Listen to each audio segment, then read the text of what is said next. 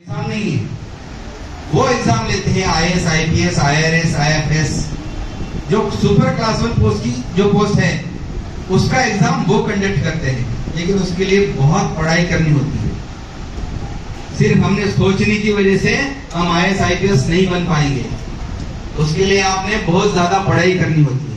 जरूरी नहीं है जो कॉन्वेंट में जाए, बड़े बड़े स्कूलों में जाए, वही लोग बड़े अधिकारी बन पाएंगे। मैं भी कॉर्पोरेशन के स्कूल में पढ़ा हूँ, लेकिन आपके सामने ऑफिसर बन के खड़ा हूँ, बराबर है क्या? क्लबिंग बेटा। तो आप भी ऑफिसर बन सकते हैं, बशर्ते आप अच्छी तरह से पढ़ाई करेंगे। समझते हो ना इस बात को? कौन कौन पढ़ता है? कितनी देर पढ़ते हो आप लोग? हाँ,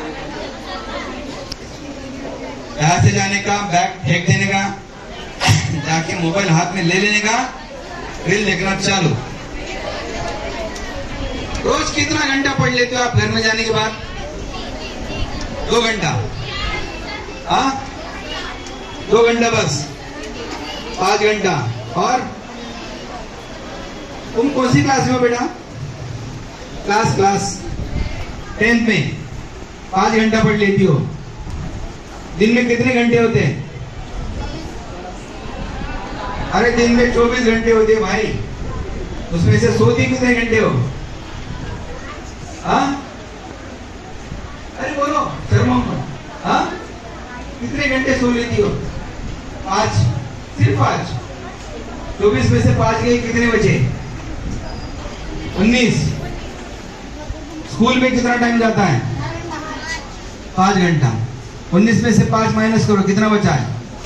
14 घंटा। खाना पीना, नहाना, ये वो, इसके लिए कितना टाइम लगेगा? 2 घंटा। कितना बचा? 12 घंटा। तो हमारे पास पढ़ने के लिए टाइम कितना है?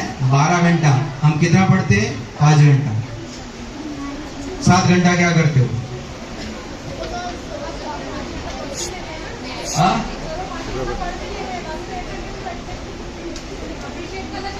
जो 5 घंटे पढ़ते हैं उनके लिए ये बात ज्यादा मायने रखती है। जो 1 घंटे पढ़ते हैं उनको उस बात का सीरियसनेस नहीं है। वो 5 घंटे पढ़ती है, इसके लिए ये बात उसको ज्यादा मायने रखती है। तो उसने अपना टाइमिंग बढ़ाना चाहिए। बेशक। आपको कितने सब्जेक्ट हैं स्कूल में? 8 सब्जेक्ट हैं। तो आपके पास जो 5 घंटा है या फिर 6 घंटा है या फिर 7 घंटा है, वो 8 सब्जेक्ट को उन घंटों में जो आपका स्टडी का टाइम है उसमें डिवाइड करना चाहिए। एक टाइम टेबल बनाना चाहिए। 2 घंटे का एक सब्जेक्ट। अगर आपके पास 6 घंटे अवेलेबल है तो एक दिन में कितने सब्जेक्ट पढ़ लोगे आप? 2 घंटा 3 सब्जेक्ट पढ़ लोगे, बरोबर है? एक दिन का, दूसरे दिन का 6 घंटा, दूसरे दिन 3 सब्जेक्ट, 6 सब्जेक्ट कंप्लीट हो गए। यानी कि 2.5 दिन में आपके पूरे 8 सब्जेक्ट आप पढ़ ले रहे हो। महीने में कितने दिन होते हैं? 30 दिन होते हैं। 2.5 दिन में अगर आप पूरा सब्जेक्ट कवर कर लेते हो तो आपको महीने भर में कितनी बार रिपीटेशन करने को मिलेगा? 10 दिन में 4 बार, 12 टाइम आपका रिपीटेशन होगा महीने का। इस तरह से आप अगर स्टडी करते हो तो हर सब्जेक्ट की पढ़ाई होती है, सारे सब्जेक्ट आप कवर कर सकते हो और कभी भी ये फीलिंग नहीं आएगा कि यार मैंने ये पढ़ाई नहीं, अभी तो एग्जाम आ गई, अब क्या करूं, पसीना आने लगेगा, घबराहट, ये बातें उनके साथ नहीं होती है। जो प्लानिंग करके स्टडी करते हैं ये बातें उनके साथ नहीं होती है, बराबर है क्या? कोई भी एग्जाम, किसी भी तरह का एग्जाम अगर आप करते हो, पढ़ाई करते हो, उसका प्रिपरेशन करते हो, तो पहले क्या करना चाहिए? हमने पिछले जो 7-8 एग्जाम्स हो गए हैं उसके क्वेश्चन पेपर हमने एनालिसिस करना चाहिए कि पिछले एग्जाम्स में क्या, किस टॉपिक पे कौन सा सवाल आया और किस तरह से पूछा गया।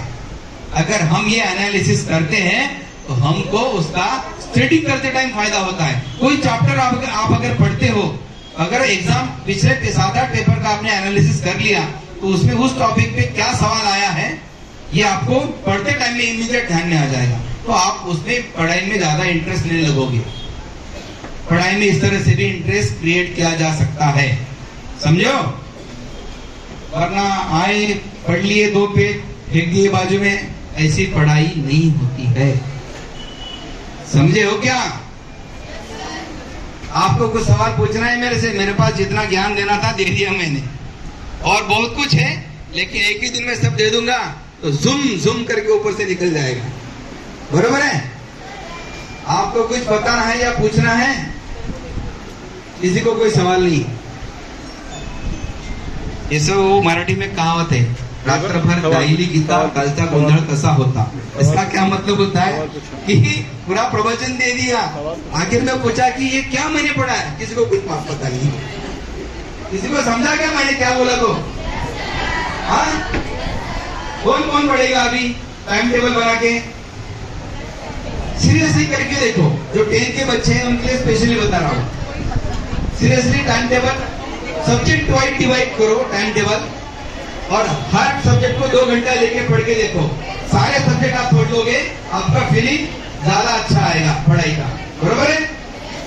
आपने हमको यहाँ बुलाया, हमारा सुन लिया, उसके लिए आपको बहुत बहुत धन्यवाद है। Thank you. खास करके नसीम भाई जी का बहुत बहुत धन्यवाद है।